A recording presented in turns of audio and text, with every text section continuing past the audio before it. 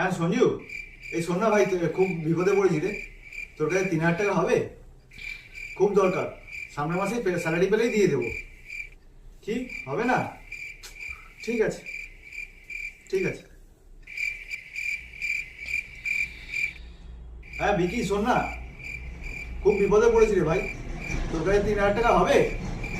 আরে সামনের মাসে স্যালারি পেলেই দিয়ে দেবো, খুব আর্জেন্ট রে। কি, তোর কাছেও হবে না? ঠিক আছে, রাখ।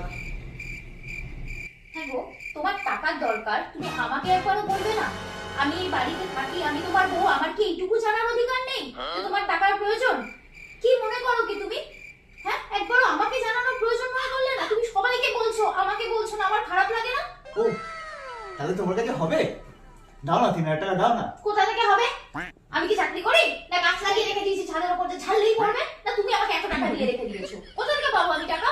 আমার কাছে মনে হচ্ছে এত টাকা আছে, উনি এত দিয়ে রেখে দিয়েছেন। আমার কাছে কিচ্ছু নেই, সত্য সব।